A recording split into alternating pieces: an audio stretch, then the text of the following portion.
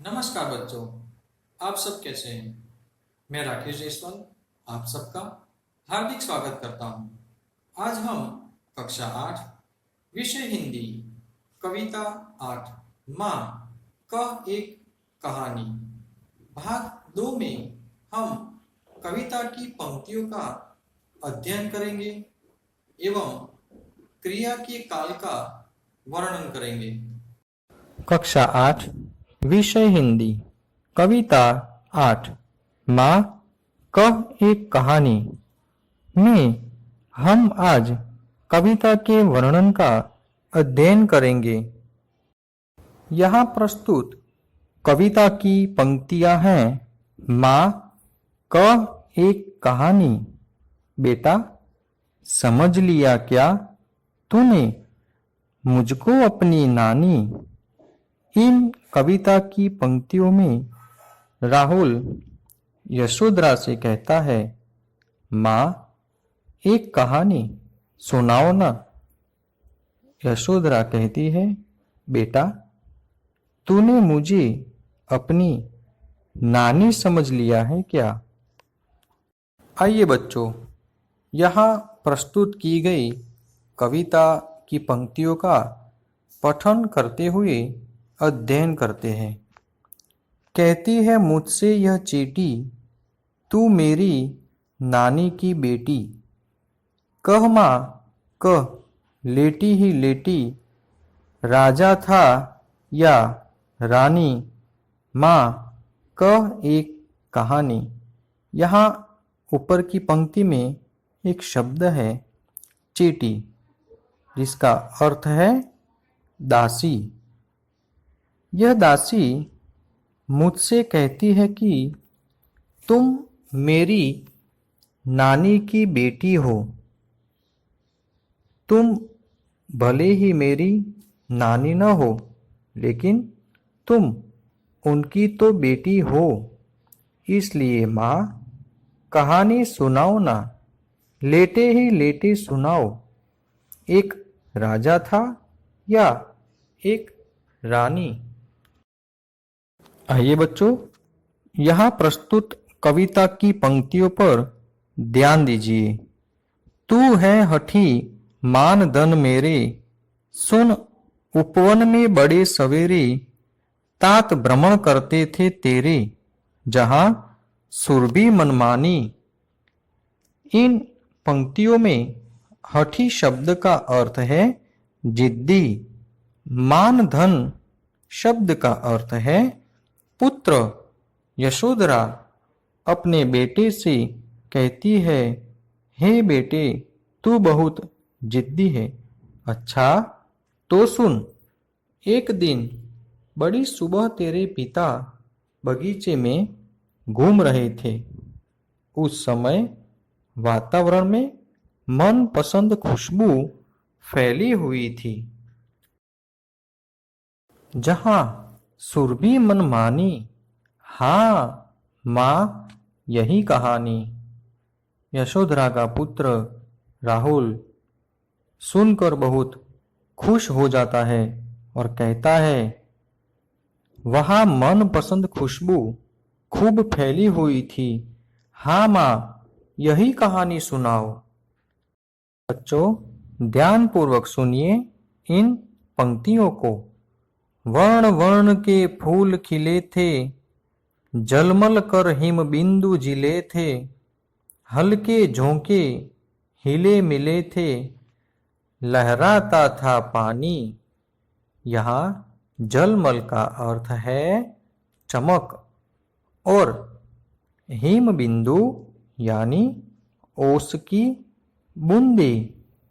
यशोधरा कहानी को आगे बढ़ाते हुए कहती है, बगीचे में तरह तरह के रंगों वाले फूल खिले थे, उन पर ओस की बूंदें चमक रही थी। हवा के हल्के हल्के झोंकों से फूल हिल रहे थे, उन पर ओस का पानी लहराता था। राहुल ने अति प्रसन्न होकर प्रश्न पूछा, लहराता था पानी? हाँ हाँ, यही कहानी। राहुल ने पूछा, क्या उन पर पानी लहराता था? हाँ माँ, मुझे यही कहानी सुननी है। ध्यान से सुनिए बच्चों। गाते थे खग कल कल स्वर से, सहसा एक हंस ऊपर से गिरा, बिद्ध होकर खग शर से, हुई पक्ष की हानि। बच्चों, यहाँ खग का अर्थ है पक्षी। दूसरी पंक्ति में सहसा का अर्थ है अचानक। बिद्ध का अर्थ है बिंधा हुआ, जिसका शिकार हो चुका है। और शर का अर्थ है बाण। आइए बच्चों, इन पंक्तियों का भावार्थ समझते हैं। पक्षी मधुर स्वर में गा रहे थे। अचानक एक हंस ऊपर से गिरा। वह पक्षी बाण से बिंध गया था। उसका एक पंख घायल हुआ था। राहुल ने दुख व्यक्त करते हुए पूछा, हुई पक्ष की हानि? करुणा भरी कहानी। पक्ष यानी पंख। राहुल ने पूछा, क्या पक्षी का पंख घायल हो गया था? यह तो बहुत ही दुख भरी कहानी है। आइए बच्चों, कविता के भावार्थ को आगे बढ़ाते हैं। चौंक उन्होंने उसे उठाया, नया जन्म सा उसने पाया, इतने में आंखें टक आया, लक्ष्य सिद्धि का मानी। बच्चों, लक्ष्य सिद्धि का मानी, जिसका अर्थ है ऐसा व्यक्ति जिसे उसे अपने निशाने पर बहुत गर्व हो, अचूक निशाने का उसे अभिमान हो। इन पंक्तियों में यशोधरा अपने पुत्र राहुल से कहती है, हे राहुल, तुम्हारे पिता सिद्धार्थ ने उस पक्षी को चौंक कर उठा लिया। उनके स्पर्श से पक्षी ने मानो एक नया जन्म पा लिया हो। उसी समय वह शिकारी वहां आ पहुंचा। उसे इस बात का गर्व था कि उसका निशान सही बैठा है। लक्ष्य सिद्धि का मानी, कोमल कठिन कहानी। राहुल कहता है, क्या अचूक निशाने का वह अभिमानी था?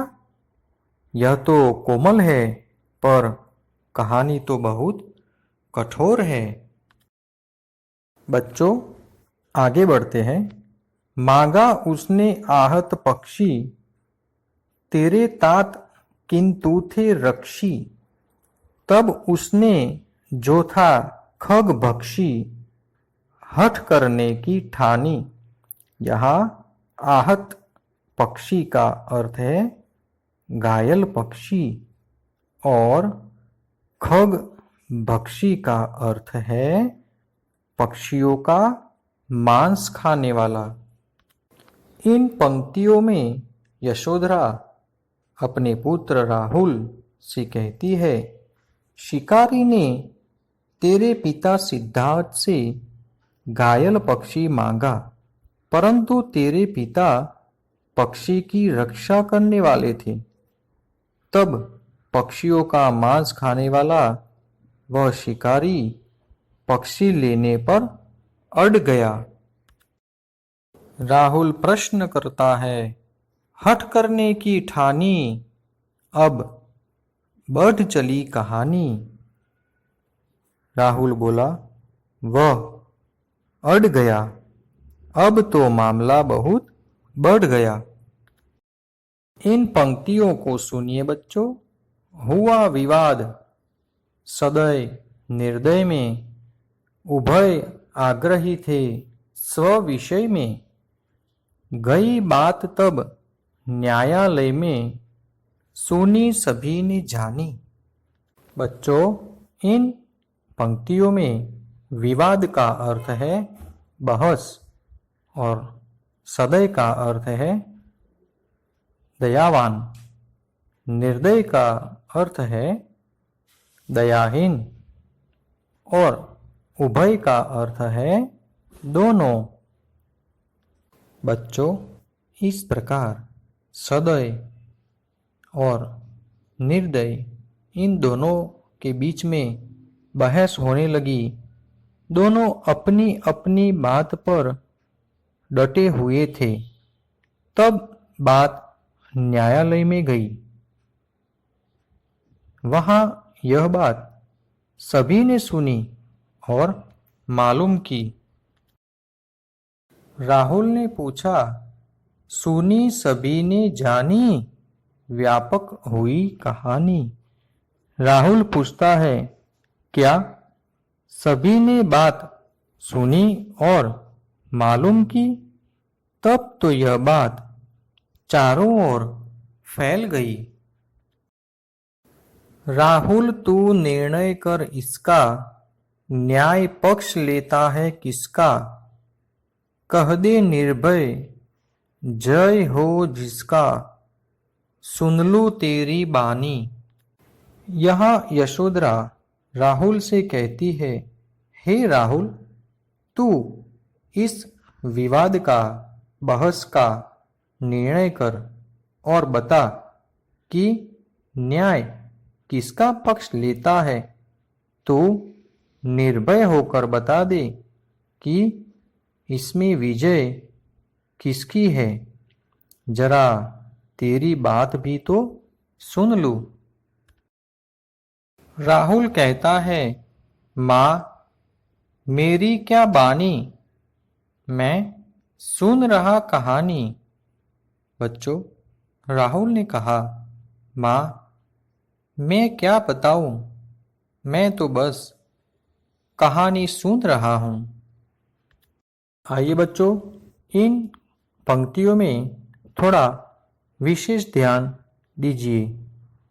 कोई निरपराध को मारे तो क्यों अन्य न उसे उबारे, रक्षक पर भक्षक को वारे, न्याय दया का दानी।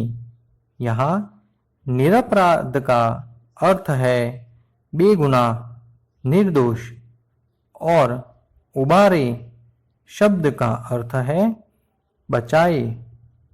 भक्षक का अर्थ है खाने वाला। इन पंक्तियों में यशोधरा कहती है, कोई किसी निर्दोष को मार रहा हो तो दूसरा उसे क्यों न बचाए। न्याय तो वही है जो दया के पक्ष में हो, जो मारने वाले के पक्ष में नहीं, बचाने वाले के पक्ष में हो। अंतिम दो पंक्तियों में ध्यान दीजिए बच्चों। न्याय दया का दानी, तूने सुनी कहानी। प्रथम पंक्ति न्याय दया का दानी, जिसमें राहुल अपनी माता यशोधरा से पूछता है, क्या दया न्याय का दान देती है? तब माता यशोधरा बोली, तूने सचमुच कहानी को समझ लिया है पुत्र। इस प्रकार कहानी में न्याय बचाने वाले के पक्ष में जाता है। न्यायालय ने न्याय में दया का भाव दिखाते हुए घायल हंस राहुल के पिता सिद्धार्थ को सौंप दिया। आइए बच्चों, अब हम काल का अध्ययन करेंगे। काल का अर्थ होता है समय। क्रिया के जिस रूप से कार्य के होने के समय का पता चले उसे काल कहते हैं, अर्थात कार्य, व्यापार के समय और उसकी पूर्ण और अपूर्ण अवस्था के ज्ञान के रूपांतरण को काल कहते हैं। आइए बच्चों, अब हम यहाँ प्रस्तुत काल के उदाहरणों का अध्ययन करते हैं। पहला वाक्य है, सुनील गीता पढ़ता है। प्रदीप पढ़ रहा है। रमेश कल दिल्ली जाएगा। बच्चे खेल रहे हैं। मैडम पढ़ा रही थी। बच्चों, ये सभी वाक्य कार्य के होने के समय का निर्देश करते हैं। बच्चों, काल के मुख्य 3 भेद हैं, भूतकाल, वर्तमान काल और भविष्य काल। बच्चों, काल का पहला भेद है भूतकाल। भूतकाल की परिभाषा समझते हैं।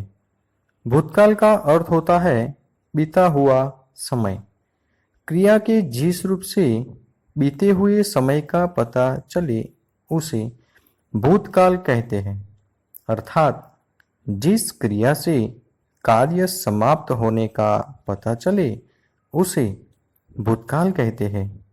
इसकी पहचान वाक्यों के अंत में था, थे, थी आदि से होती है। आइए बच्चों, यहाँ प्रस्तुत भूतकाल के उदाहरणों का अभ्यास करते हैं। रमेश पटना गया था।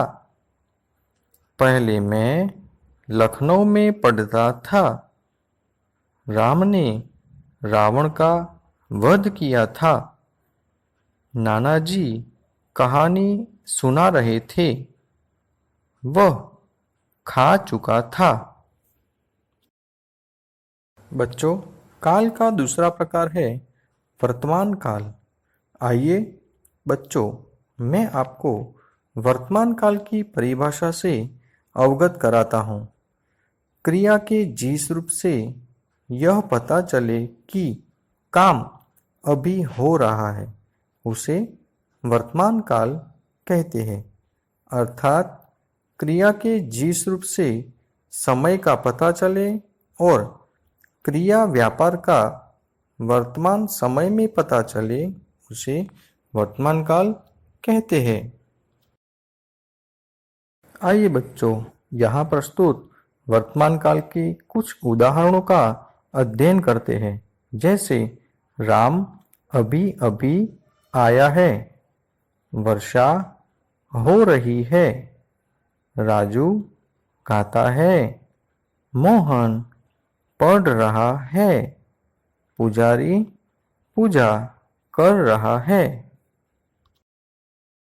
बच्चों, काल का तीसरा प्रकार है भविष्य काल।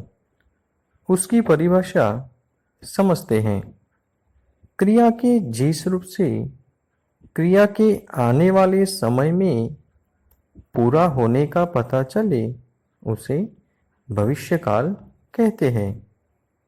इससे आगे आने वाले समय का पता चलता है। जिन वाक्यों के अंत में घा, गे, गी आदि होते हैं वे भविष्यकाल होते हैं। बच्चों, यहाँ प्रस्तुत भविष्यकाल के कुछ उदाहरणों का अभ्यास कर समझते हैं। जैसे मैं कल विद्यालय जाऊंगा। खाना कुछ देर में बन जाएगा। राजू देर तक पढ़ेगा। वह आम लाएगा। वह किताब पढ़ेगा। बच्चों, इन वाक्यों में जाऊंगा, जाएगा, पढ़ेगा, लाएगा आदि भविष्यकाल को सूचित करते हैं। बच्चों, आज हमने कविता का संक्षेप में अध्ययन किया एवं व्याकरण में क्रिया एवं काल का भी अध्ययन किया। मैं आशा रखता हूँ कि आप सभी कविता का भावार्थ अपने शब्दों में जरूर लिखेंगे एवं क्रिया तथा काल का अध्ययन कर शुद्ध रूप से लिखकर अभ्यास जरूर करेंगे। धन्यवाद।